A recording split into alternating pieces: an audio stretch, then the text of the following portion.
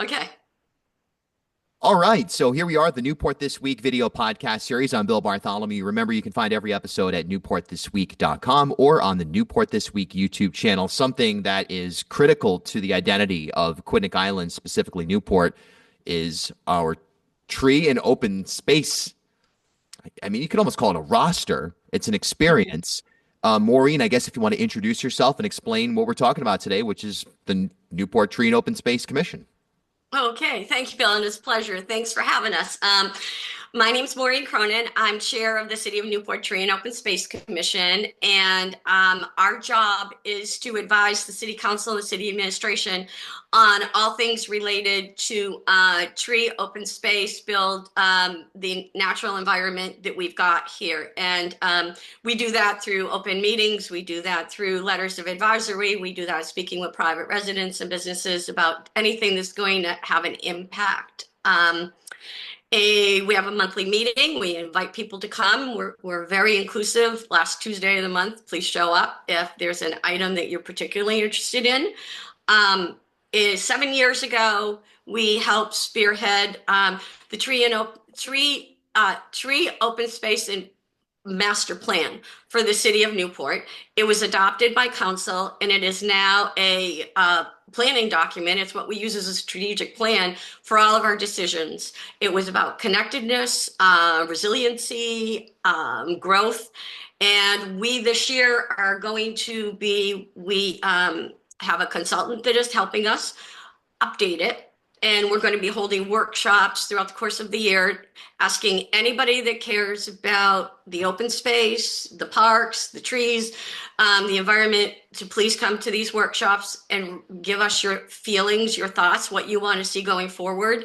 And we want to include that in the updated master plan that we're going to complete by probably January 2026. So a lot going on, no question about it. There's always a lot going on in this Yeah. space. And what would you say the one thing that most people don't know about the work that you do? Because a lot of people take for granted the fact that Newport is such a robust city when it comes to open space and it comes to trees and sort of the natural environment that we have. What would you say most people don't know about the specifics of the work going on? Well, it's a really good question, and it's very timely because if they want to find out what they don't know what's going on, they should come to an open workshop that we're doing on Thursday night at Innovate Newport. And in that is going to be a year's worth of work done by us with DEM, with the Green Space Infrastructure Program, utilities planning, where we actually codified the tree canopy coverage in relation to climate change and resiliency. And they will be very, very, very surprised to find out that we only have 19% tree coverage. Barrington has twice as much. Central Falls has 10% more than us. Our asphalt and impermeable surface, which is very dangerous for a town to have, is overwhelmingly larger than our natural space. And we will and should do something to change that as soon as we can. A really shocking statistic because again, you just on an anecdotal level, you would think when you think Newport and you think of it, which it certainly is an urban environment, you don't think of it outside of the parameters of a place that has a lot of open space, but it's kind of like the sneaky details, right? That end up Yeah. making things And if you reality. read and if you read anything in public health, urban hotspots, which is usually the term, is are I mean they are the areas where there are impermeable surfaces that retain the heat using with asphalt or concrete, and into the evening they remain over 7 degrees Fahrenheit hotter than any other area that is treed or has any natural environment to calm it down or has permeable surfaces. That's 7 degrees and that keeps going up. And unfortunately, we are on a trend both nationally and here in Newport. We are not replacing our natural environment, our trees, our shrubs. We are not getting the equal amount of permeable to impermeable is not being replaced with permeable at the level, our trending is different. And so when you talk about anything that, it's interesting, something that's not that expensive to do. I mean, infrastructure like water, electricity, and all of those things that have to be done are important. But some of the things you can do with the natural environment don't have as nearly as much cost associated with them and can be done more quickly, and make an amazing difference. Amazing. So as we look right now, and one topic of a specific note is Aquidneck Park. Give us the rundown on that. Oh, okay.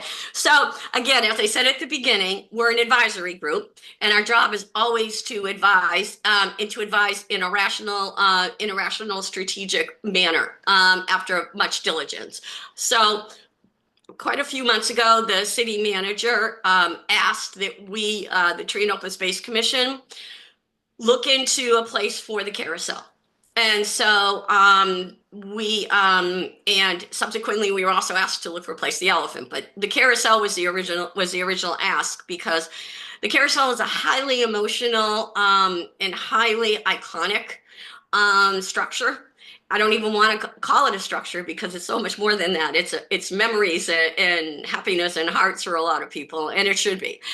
Um, so what we did is the first thing that we did is we sat down and we included, of course, Eric Reese, who is the director of Parks and Recreation, and of course, Scott Wheeler is our city member, and we basically did a whiteboard strategy meeting, and we tore apart what makes we took the emotion of, we know what makes the carousel emotional, but what does the carousel need in order to be brought back and made sustainable and made in a way that it will be part of the community forevermore, and even an even better vision in themselves for the new memories of the younger people or the people that haven't been born yet.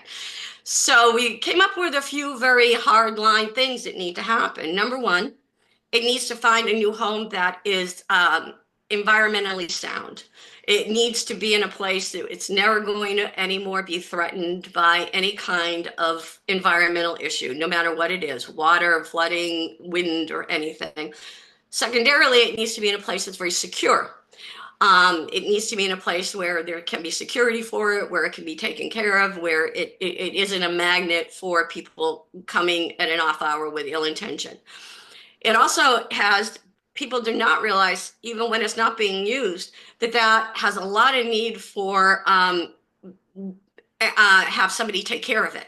And it's always been somebody from the Parks and Rec department that did that. And they did it quietly when it was closed at the beach, and no one really understood that it was always getting constant maintenance. Carousels have to. We also knew that it also was going to have to be somewhere that was centrally located, and it had to be on public land. So centrally located on public land. We also did a deeper dive into what actually were the economics of the carousel. And the most money that got spent, which was barely little, it's not a lot of money, were people having parties. Groups of people, children especially, coming, and the carousel was the highlight of the party and came with tickets, and it just made the party that much more special. So there was a party room for that. So to keep the carousel, the memory of what people had, you would need a party room, and you would need a bathroom, because the carousel attracts children, and they're small children with siblings that might need a bathroom and a diaper change. So you need all of these things. And you need it all in an environment that we thought might be a little bit bigger. So we pulled a lot of GIS mapping and what was available, and it kind of led us to, there's a couple of voids in the building right now at the hut where they go in. So we started thinking about that. And then what happened is we started going through and we thought, wow, the recreation department needs an overhaul itself. It's still an old building, and it's being run wonderfully by the city, and Eric and his team are great. But boy, our kids could really use a 2025 or future building that would be great. So then we had long conversations, and we came up with the idea of doing a walk around, which we invited all the public to come to. And Phil came, and we started looking about what it could be. I had conversations with Carmela Gear at the King Center. Hey, What do you think? And then I went and pulled a 1999 report that had been in ecology, and it's called the Aquidneck Park Master Plan when they were advancing the library. And the architect that did it talked about the Aquidneck Park campus, a central location where people should gather and enjoy the park and see each other.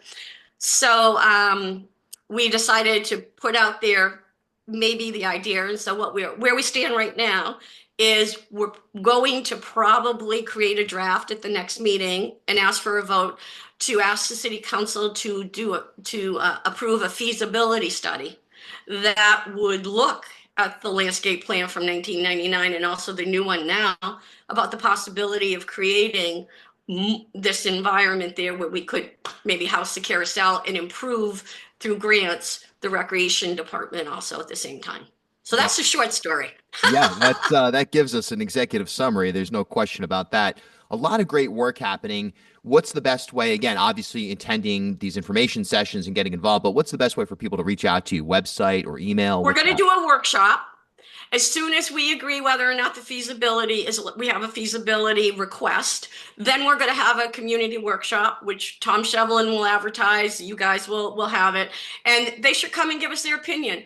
We are a commission that got used to about 6 or 7 years ago, any big public issue, we want the public to come and weigh in. And we try very hard to honestly represent in our report to council administration each side of the issue and what it is, and ultimately let the administration and the council make a decision about with the best information possible. So yeah, we will have a workshop and we will be happy. Right now, we are doing what, in our opinion, any good advisor does. Research, research, research, walking around, getting the facts, creating a structure with which people can make a decision in and move forward, pro or con. Awesome. Well, Maureen, thanks so much for your time today. Oh, my pleasure. Thanks for having us.